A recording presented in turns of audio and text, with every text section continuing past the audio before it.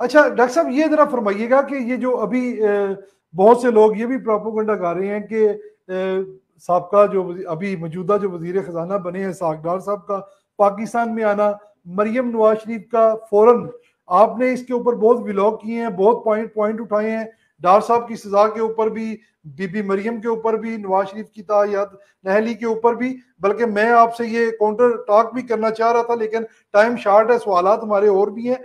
तो क्योंकि सबसे ज्यादा इसके ऊपर बहस भी आपने की है, आपने पॉइंट उठाए थे कि मियां नवाज शरीफ की तायद नाहली नहीं बनती। अगर अब इमरान खान उसके दरमियान में आ गया और इमरान खान को सामने फोकस करके वो फायदा अगर पहुंच रहा है, तो मेरे ख्याल से अब फिर ये होनी नहीं चाहिए डॉक्टर साहब, अगर देखा जाए पिछले व्लॉग आपको उठा के देखे जाए तो। नहीं नहीं नहीं नहीं, देखिए तायात नाअहली का कानून अनकॉन्स्टिट्यूशनल है, चाहे वो इमरान खान साहब आए, चाहे वो फैसल वार्ड आए, लेकिन जाहिर मियां साहब को निकालने के लिए डॉक्टर साहब आपके 500 व्लॉग मेरे सामने पड़े हैं, पर डॉक्टर साहब वो लंबा हो जाएगा, फिर इंशाल्लाह करेंगे।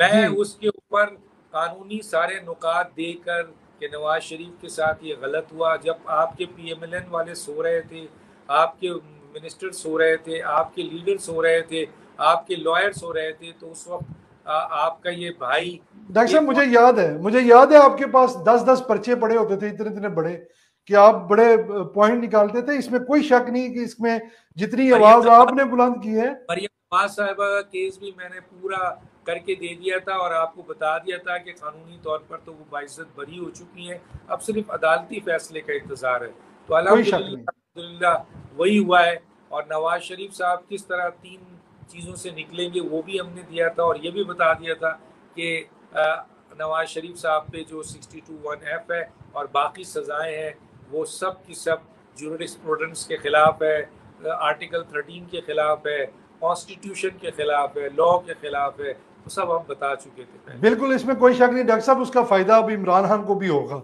अगर ऐसा हुआ तो। डॉक्टर साहब ये जरा फरमा दें कि ये जो डार साहब की वापसी और मरियम नवाज को पासपोर्ट मिलना और अदालतों से बरी होना और लंदन जाके मियां साहब को अब वापस, डेफिनेटली मियां साहब भी आएंगे वापस, तो इसको ये PTI वाले ये कह रहे हैं कि ये बहुत बड़ी डील की है इन्होंने, और डील का नतीजा है कि आनन फानन सब केसेस जो है इनके क्लियर हो रहे हैं। तो क्या तो कहेंगे सर इस पर?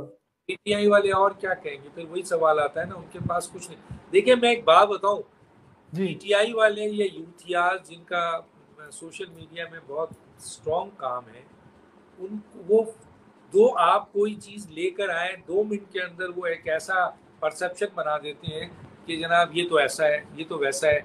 अब ऑडियो आई है, उस ऑडियो में कहते हैं कि जनाब ये तो एडिट की हुई है। अरे बिल्कुल। भैया, पूरी की पूरी ऑडियो में बहुत सी ऐसी बातें होंगी जो उस आदमी ने सेव किया होगा ये करने, अहम जी बात रिलीज करनी थी तो वो एडिट करते हैं।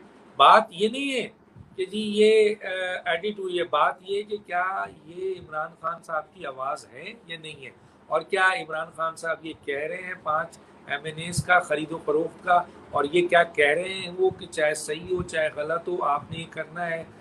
इसी तरीके से साइफर है, आप चीख रहे हैं, ये जी दुनिया के साथ पीटीआई चीख रहे हैं और एक परसेप्शन बना रहे हैं कि जनाब देखा साइफर मान लिया इन्होंने, जी देखा अरे भाई साइफर एक नहीं आया पाकिस्तान में, 75 साल में लाखों साइफर आए। साइफर पे किसी को एतराज नहीं है, एतराज उस मरासला पे था जो इमरान खान ने लहरा के कहा था कि साइफर का कंटेंट ये है। तब लोगों ने कहा कि साइफर में जो कंटेंट है वो इस मरासले में आपने बनाया है, ये मरासला गलत है, ये मरासला। और वो चीज़ फिर साबित हुई कि आपने साइफर के कंटेंट को मैनुपुलेट किया और एक ड्राफ्ट तैयार किया और वो अपने मजमूम मकासद के लिए किया। तो लेकिन जब इनके सोशल मीडिया में लोग होते हैं वो इस तरह फैल जाते हैं कि लोग ये कहते हैं, कंफ्यूज होते हैं वो भी, अरे साइफर बड़े बड़े लोग मैंने बिल्कुल देखे। ऐसी है, बिल्कुल ऐसी क्या है। जफर अली शाह साहब ने कहा कि देखा इन्होंने साइफर मान लिया, तो मैंने फिर इंटरप्ट किया, मैंने कहा खान साहब साइफर हकीकत है, मुल्कों के दरमियान आता है, ये भी आया था, कोई इससे इनकारी नहीं है। इनकारी इस बात पे है कि इस साइफर में कोई साजिश नहीं हुई है, कोई ऐसा कंटेंट नहीं है, कोई ऐसा बैनुल-अक़वामी साजिश नहीं है। ये जो है वो साइफर एक नॉर्मल साइफर है जो मुल्कों के दरमियान आता है, और उसको ये इस तरह का मरासला जो बनाया गया है इससे इनकारी है कि ऐसा कोई साजिश नहीं है, जो नेशनल सिक्योरिटी काउंसिल ने भी कहा। और अभी जो बात आ रही है, आप कह रहे हैं कि उनके लोग ये कह रहे हैं कि ये डील है। भैया मरियम नवाज साहिबा के ऊपर पहला तो ये किया कि जो नैब का ऑर्डिनेंस आया है नया और वो बना है, इसका फायदा उठाया है। नहीं जनाब, मरियम नवाज साहिबा केस ये ऑर्डिनेंस तो बहुत पहले आया, अभी आया है। मैं तो इस केस को ओपन करके आज से 3 महीने 4 महीने पहले बिल्कुल ऐसे है। खोल के बता चुका था कि मरियम नवाज का केस क्लियर है।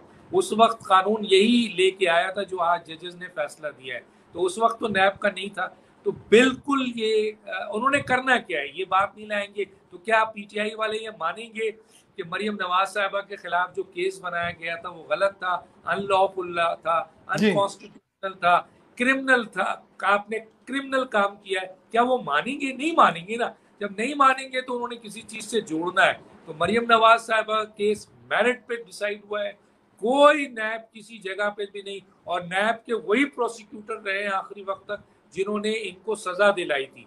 ठीक है जी, तो ये कहना गलत है। इसाक डार साहब का जहां तक आपने पूछा है कि जनाब इसाक डार साहब के बारे में ये कहते हैं डील करके आए हैं। इसाक डार साहब के पास केस खोले ना, क्या केस है, कौन सा केस है? ठीक है, इसाक डार साहब को कोई तंग कर रहे थे, हुकूमत तंग कर रही थी। अभी जैसे नवाज शरीफ साहब का केस है, दुनिया कह रही है कि 62(1) के तो तहत नाअहली हुई, गलत है, और आज अदालत ने मान लिया कि उनका जुर्म साबित ही नहीं हुआ, फ्लैट से उनका ताल्लुक नहीं है। और सेम केस में उनकी जो फैक्ट्री है वो मियाँ साहब की थी, जो बड़े मियाँ साहब की, आज मान रहे हैं ना आप। तो कहने का मतलब है कि हाँ, ये जरूर है कि हालात तब्दील हो गए। कल जो साहब इस्टेब्लिशमेंट में बैठे थे, ताकतवर थे, वो आपके दोस्त थे, जो आपको लेके आए थे, वो आने नहीं दे रहे थे, उनके पास ताकत थी।